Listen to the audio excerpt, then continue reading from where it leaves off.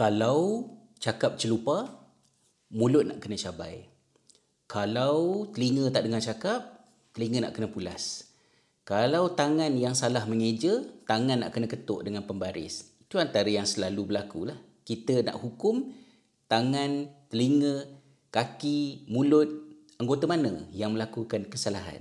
Itu yang selalu terjadi walaupun itu bukan satu benda yang betul. Akan tetapi sahabat-sahabat, apabila Fir'aun umat ini iaitu Abu Jahal melakukan kejahatan, menyakiti Nabi SAW, Allah memberikan amaran untuk merentap ubun-ubun Abu Jahal dan melabelkan ubun-ubun beliau itu sebagai yang berdusta dan bersalah.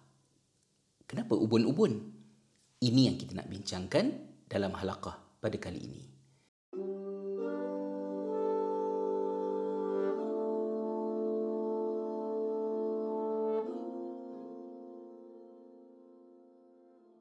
Assalamualaikum warahmatullahi wabarakatuh.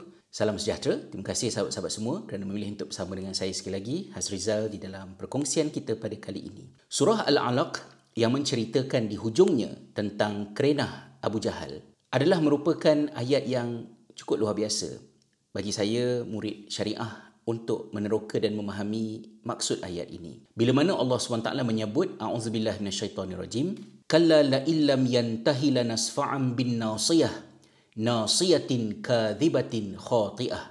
Sadaqallahul azim. Bahkan tidak, sekiranya Abu Jahal itu tidak berhenti daripada melakukan kejahatan kepada Nabi Muhammad sallallahu alaihi wasallam itu, nescaya kami akan merentap ubun-ubunnya. Ubun-ubun yang berdusta, ubun-ubun yang bersalah. Bila saya tinjau perbahasan ulama tentang ayat ini, saya dapati ramai ilmuwan silam kelihatannya mengalami kerumitan untuk merumuskan mengapa ubun-ubun yang dimaksudkan oleh Allah SWT dalam ayat ini. Saya sejujurnya tidak pasti adakah ubun-ubun merupakan istilah yang terbaik untuk menjelaskan makna perkataan nasiyah dalam bahasa Arab. Kerana nasiyah dalam bahasa Arab itu maksudnya tempat di mana bermulanya tumbuh rambut kat kepala kita. Di bahagian ni tadi. Jadi kalau dahi ni disebut sebagai jabhah dan ini adalah nasiyah. Kenapa bahagian ini yang dilabel sebagai yang bersalah, yang berdusta? Itu yang rumit. Jadi akhirnya ilmuwan silam seperti Al-Imam Al-Qurtubi yang saya sempat tengok dalam Al-Jami' li Ahkamil Quran merumuskan bahawa perkataan nasiyah itu diguna pakai oleh Allah SWT sebagai bermakna kiasan, bukan makna hakiki. Kerana dalam bahasa Arab perkataan nasiyah boleh digunakan dengan pelbagai makna kiasan. Misalnya kalau kita sebut dalam bahasa Arab huwa nasiyatu qaumihi, dia itu adalah merupakan nasiyah kepada kaumnya, maka bermaksud huwa syarifuhum, dia itu adalah ketua yang represent kaum tersebut. Dan mungkin Abu Jahal boleh dilihat sebagai individu dalam kategori berkenaan. Tetapi sains moden yang memahamkan kepada kita tentang bagaimanakah tingkah laku manusia terjadi dan bagaimanakah otak memprosesnya, membantu kita untuk melihat sisi yang berbeza terhadap maksud nasiyah ini tadi. Sains memberitahu kepada kita bahawa otak manusia ni terbahagi kepada beberapa jabatan. Setiap jabatan itu ada kerja-kerja khusus yang dilakukannya dan bahagian fokus kita ialah bahagian hadapan yang disebut sebagai frontal lobe ataupun sub kepada frontal lobe itu iaitulah prefrontal cortex. Ini adalah bahagian yang paling memakan masa lama untuk dia lengkap, matang, sempurna, mencecah lebih daripada 30 tahun untuk dia sempurna. Jadi kerja-kerja yang dilakukan oleh prefrontal cortex ini adalah fungsi-fungsi yang tinggi dari segi, kita katakan, fungsi kognitif dia. Ianya disebut sebagai executive function. Jadi misalnya kalau kita lihat di dalam otak manusia ni, di bahagian prefrontal cortex itu, dia melakukan sekurang-kurangnya 7 perkara. Yang pertamanya adalah self-awareness. Seseorang itu menyedari tentang kondisi dirinya, lalu dia mengubah suai perbuatan dia agar dia mendapat apa yang dia nak dapat. Contohnya, saya rasa sejuk, maka saya sedar saya sejuk, justru saya bangun pergi ambil pakaian tambahan untuk saya pakai bagi mengurangkan kesejukan. Jadi saya tujukan satu perbuatan kepada diri saya untuk mendapat hasil yang saya mahukan. Itu self-awareness. Kemudian yang keduanya adalah inhibition. Bagaimana saya kawal diri saya supaya saya dapat mengelak daripada melakukan perkara yang saya tidak mahu lakukan. Nak pergi sembahyang Jumaat pada pukul 1:30 sekejap lagi. Kalau saya sampai awal, saya akan dapat tempat duduk yang selesa. Mungkin saya dapat spot favourite saya. Dan pukul berapa sepatutnya saya keluar daripada rumah. Bayangan di dalam minda saya itu disebut sebagai non-verbal working memory. Itu juga adalah kerja executive function.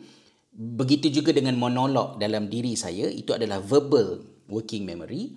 Bila saya marah, saya nak sedarkan diri saya bahawa perasaan saya itu kalau diikutkan boleh mengundang mudarat bencana, maka saya kena kawal, gantikan dia dengan satu perasaan yang lain, redha, tawakal, sabar, empathy. Maka saya boleh mengubah suai perasaan itu, malah saya boleh berlakon tanpa apa-apa di atas pentas. Saya boleh menitiskan air mata dengan membayangkan satu memori sedih yang ada dalam ingatan saya. Itu adalah emotional self-regulation. Dan selain daripada itu juga self-motivation. Saya nak buat satu kerja, tetapi kerja itu akibat kalau saya tak buat, tak begitu nampak di depan mata, a little bit future oriented, tapi saya boleh motivate diri saya untuk buat benda tu. Itu juga partly daripada fungsi eksekutif.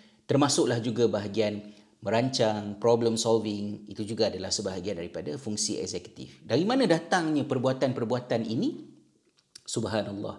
Sains moden mengatakan bahawa ia adalah hasil yang datang daripada proses-proses fungsi eksekutif yang berada di bahagian prefrontal cortex, frontal lobe, di bahagian hadapan ini tadi. Subhanallah, pada tahun ketika Al-Quran diturunkan, nasiyah tidak difahami dalam bentuk yang sedemikian rupa dan generasi silam berhenti pada makna kiasannya, tetapi sains moden pada hari ini memahamkan kepada kita dari manakah terbitnya perbuatan manusia. Walaupun mulut yang mencarut, walaupun tangan yang menaik carutan itu, tetapi dia datang daripada prefrontal cortex. Dan sebagai seorang ADHD yang mempunyai impairment dalam kehidupan, ekoran daripada delay yang berlaku terhadap perkembangan frontal lobe seseorang, termasuklah juga bagi diri saya, mungkin ayat ini menambahkan kesungguhan dan keinsafan kita untuk lebih serius dalam hal-hal kesihatan mental, secara khususnya ADHD ini, kerana kita tidak mahu bertambah pelajar nakal, individu bermasalah yang terbabit dalam kemalangan jalan raya, yang sukar mengawal addiction, berhadapan dengan kemurungan, berlaku perceraian, macam-macam lagi disebabkan oleh ADHD yang terbit daripada kekurangan yang ada di bahagian prefrontal cortex ini tadi.